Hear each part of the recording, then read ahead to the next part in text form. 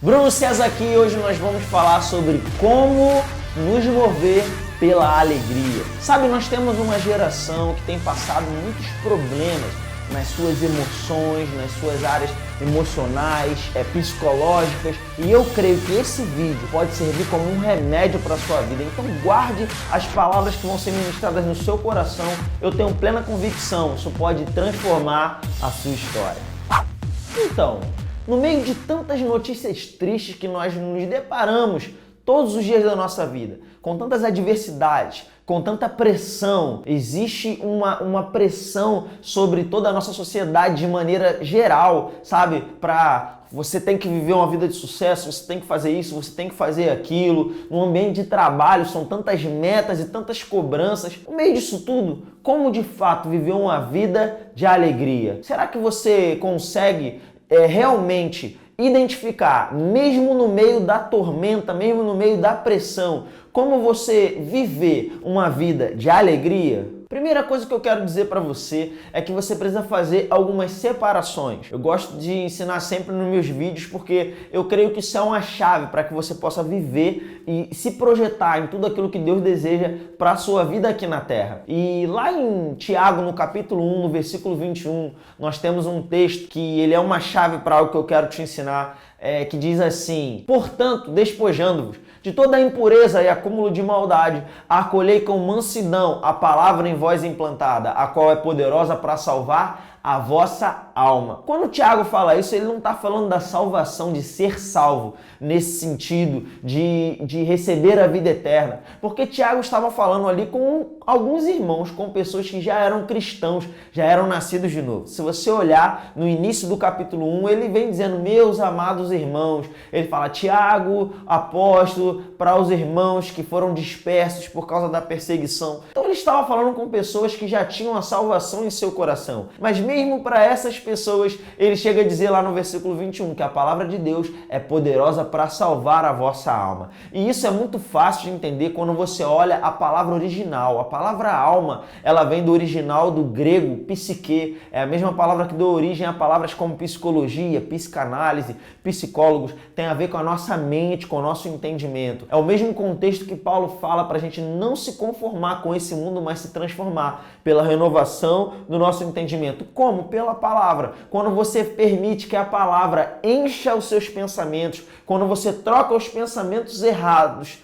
pelos pensamentos corretos, quando você deixa de se ver como o mundo fala que você tem que ser o que você é, e você começa a se olhar da maneira como a Bíblia diz que você é, então você começa a renovar a sua mente pela palavra. Então você começa a se transformar, então a palavra começa a salvar a sua alma ou a sua mente. E aqui existe um conceito importante, porque quando nós falamos de emoções, a gente sabe que a gente está falando da alma, da mente. E você pode perceber que a alegria ela pode ser considerada uma emoção, como paz e como muitas outras. A tristeza são emoções que nós temos na nossa alma ou na nossa mente. Isso está correto, sabe? O nosso cérebro, se a gente estudar um pouco, a gente vai perceber que ele tem os seus dois hemisférios, né? Ele tem um lado voltado para a parte racional, para a parte lógica, e tem um lado que é voltado para a parte emocional. E essas duas partes, elas trabalham de maneira integrada ou de maneira conectada. E de fato, a sua parte racional vai lidar com a situação. Você vê uma situação triste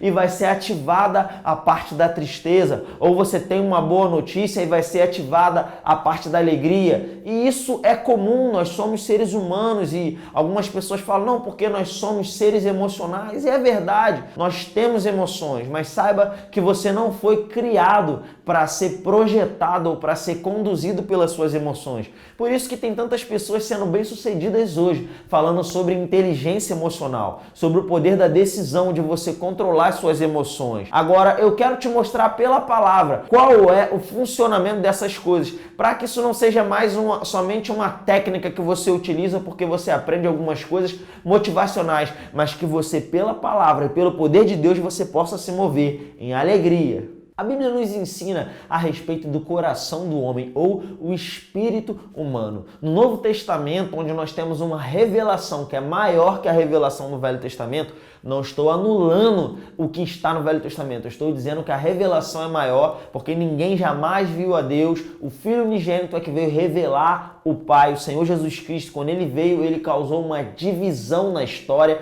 e nós temos um novo nível de revelação. Agora os homens começam a nascer de novo, porque o sacrifício foi pago. Nós podemos ver vários textos que nos mostram que o coração e o espírito eles dizem respeito à mesma coisa. Por exemplo, lá em Romanos capítulo 2, versículo 28 e 29, o apóstolo Paulo ele ensina que a verdadeira circuncisão ela não é na carne. Ele fala, a verdadeira circuncisão é a do espírito no coração. Ele faz uma conexão, um paralelo. Existem textos que a gente ouve falar sobre o homem interior. Paulo fala isso em 2 Coríntios 4, 16 ao 18, o homem interior. O apóstolo Pedro, lá em 1 Pedro, capítulo 3, versículo 4, ele chega a dizer o homem interior do coração. Então, quando a Bíblia fala de homem interior, de espírito, de coração, ela está falando da mesma coisa, da nossa essência, de quem nós somos. Então, sim, nós temos uma alma, uma mente, um intelecto, mas nós somos um ser espiritual, porque Deus, ele é espírito, nós fomos feitos à imagem e semelhança de Deus. Então, nós também somos um espírito. Agora, tem uma coisa, se você quiser, você pode abrir aí a sua Bíblia lá em Gálatas, no capítulo 5, a partir do versículo 21, 22 ali, na verdade, a partir do versículo 22, nós vamos ver o seguinte texto. Mas o fruto do Espírito é amor. Ele não diz os frutos do Espírito, ele diz o fruto do Espírito é amor. E ele vai dar essas facetas do fruto do Espírito. Amor, alegria, paz, longanimidade, benignidade, bondade, fidelidade, mansidão, domínio próprio. Contra essas coisas não há lei. Assim termina o versículo 23. Então eu quero te mostrar que a alegria ela é vista pela palavra de Deus como um fruto do Espírito. Não como uma condição emocional, não como uma condição que tem a ver com a sua mente, com o seu intelecto, mas tem a ver com aquilo que diz respeito ao seu espírito.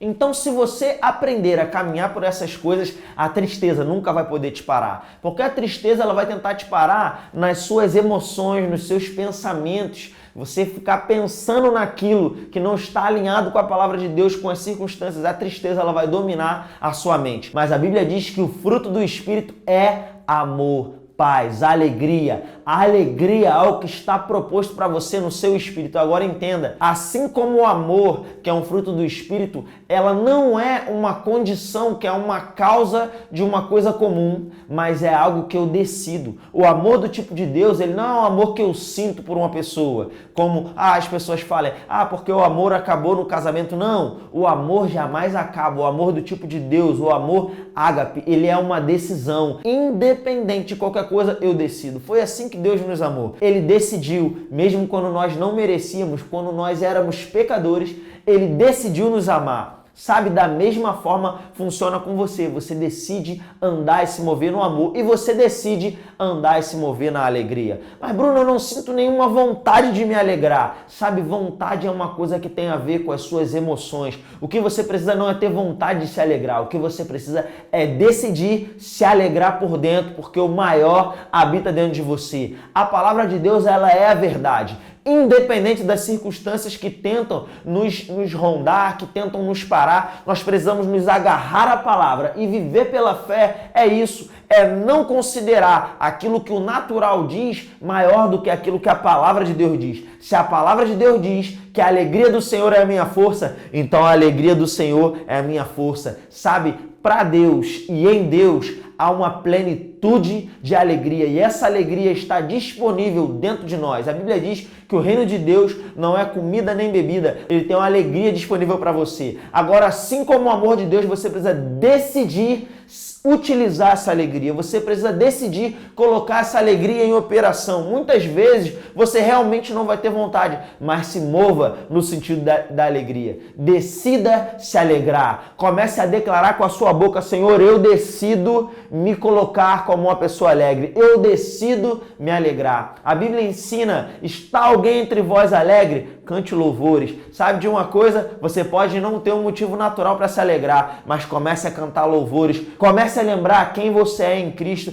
Comece a lembrar o que Deus já fez pela sua vida e você vai perceber que um rio de alegria vai fluir dentro de você. E mesmo no meio de todo problema, de toda circunstância, de toda tribulação, você pode se alegrar em Deus. Para fechar, eu quero te dar um exemplo aqui, quero te contar um testemunho bem prático. Um tempo atrás eu vivi uma situação de uma circunstância até bem simples para aquela ocasião. Estava namorando, na época minha esposa era minha namorada, a gente ia fazer uma viagem e eu precisava de um chinelo novo e uma sunga. Minha sunga ela já estava bem, sabe, quando parecia que você tinha pegado ela esfregado numa parede, numa coisa assim de tão velha que ela estava. O meu chinelo já estava com aquele preguinho lá preso, aquele prego atravessando. Eu sei que você provavelmente sabe o que é isso, já deve ter passado por isso.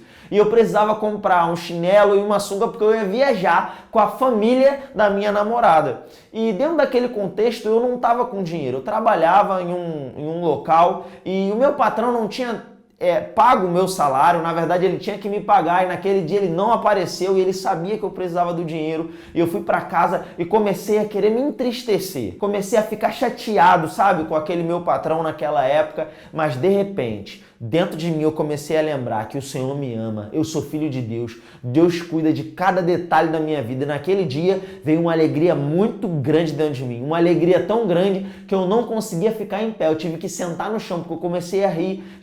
Sabe de uma coisa? Eu quero declarar sobre a sua vida em nome de Jesus, uma alegria vindo sobre você que vai ser maior do que qualquer filme de comédia que você possa assistir. As pessoas acham que a igreja ou estar diante de Deus é um lugar que a gente vai para chorar. E quando assiste um filme de comédia, é um lugar de rir, é um lugar de dar gargalhada. Eu quero te dizer, lugar de dar gargalhada e lugar de rir é nos braços do Pai. É um lugar onde há plenitude de alegria. Naquele dia eu me alegrei como nunca tinha provado na minha vida. E é interessante porque a noite foi caindo, no outro dia de manhã eu ia partir, para viajar com a minha namorada na época, Yasmin era minha namorada. E foi muito interessante porque aquele dia minha mãe chegou, do serviço dela, do trabalho dela, e aí ela chegou: filha, aqui, eu senti vontade e comprei para você. E ela me entregou 2 sungas e 2 pares de chinelo novinhos em folha. E eu quero te dizer, a alegria, a sua decisão em se alegrar vai funcionar como uma atitude de fé que vai destravar coisas de Deus para a sua vida. Então, querido, decida, não deixe a tristeza dominar os seus pensamentos, as suas emoções, mas decida se alegrar pelo Espírito e prove dos melhores dias da sua vida em nome de Jesus.